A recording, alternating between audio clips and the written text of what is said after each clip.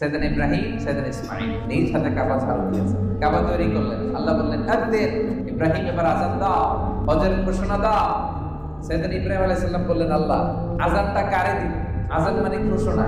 মক্কা তখন ইট ওয়াজ এ barren land, uncultivated land, কোনো ঘাস নাই, লতা নাই, পাতা নাই, গাছ নাই, থুতু মরু প্রান্ত, ডানে ভাই কেউ না। তো ইব্রাহিম আলাইহিস সালাম বললেন আল্লাহ আযান মানে ঘোষণা, আমি যে হজের আযান দিব, ঘোষণা দিব, কারে দিব? কেউ তো নাই।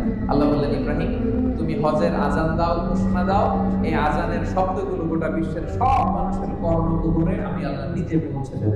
তিনি আযান দিলেন, ঘোষণা দিলেন, গোটা বিশ্বের লোকেরা আসো, আল্লাহ তাআলা ঘর বানিয়েছেন, হজ করতে আসো। ইব্রাহিম আলাইহিস সালামের এই আযানের শব্দ গোটা বিশ্বে আল্লাহ পৌঁছে দিলেন। আমরা রূহের জগতে ছিলাম, তো এই রূহের জগতে আমরা রূহ অবস্থায় ছিলাম, এই প্রত্যেক রূহের কাছে আল্লাহ তাআলা এই হজের আওয়াজ পৌঁছে দিয়েছে। এবং সে আওয়াজ শুনে যারা লাব্বাইক বলেছিল, লাব্বাইক হাজিরা কি পড়ে? লাব্বাইক আল্লাহুম্মা লাব্বাইক, লাব্বাইক লা শারীকা লাক লাব্বাইক, ইন্নাল হামদা ওয়ান নি'মাতা লাকা ওয়াল মুলক লা শারীকা লাক। হাজিরা লাব্বাইক পড়ে। তো রূহের জগতে যখন এই আযান আমাদের কানে এসেছিল, আমরা যারা লাব্বাইক বলতে পেরেছি তাদের নসিবে হজও আছে, উমরাও আছে। সুবহানাল্লাহ।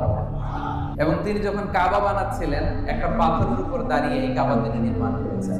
এই পাথরটাকে বলা হয় মাকামে ইব্রাহিম। আল্লাহ বলেন ওয়াত্তাখিযু মিন মাকামি ইব্রাহিম মুসাল্লা, তোমরা ইব্রাহিমের দাঁড়ানোর জায়গাকে নামাজের জায়গা বানিয়ে নাও। আল্লাহ তাআলা আমাদের সবাইকে নসিব করুন, আমরা যেন এই কাবার চারদিকে লাব্বাইক বলতে বলতে তাওয়াফ করতে পারি। আল্লাহ তৌফিক দান করুন। পড়েন আমিন।